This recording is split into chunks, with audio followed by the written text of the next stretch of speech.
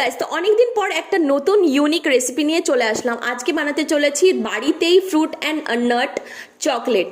তো ওর জন্যে আমরা ফ্রুট অ্যান্ড নাটের জন্য আমি ফ্রুট তো নিচ্ছি না, বাট অ্যালমন্ডস আর ক্যাশু নাটসকে আমি ভালো করে রোস্ট করে নেব একটা খালি কড়াইতে। জাস্ট রোস্ট করতে হবে, মানে হালকা ভেজে নিতে হবে। দেন আমি লবণ দিতে ভুলে গেছিলাম, তাই লবণটাকেও ভেজে আমি ওর মধ্যে দিয়ে দিলাম। আর চকলেটটাকে মেল্ট করার জন্য আমরা ইউজ করব ডাবল বয়লিং প্রসেসটা।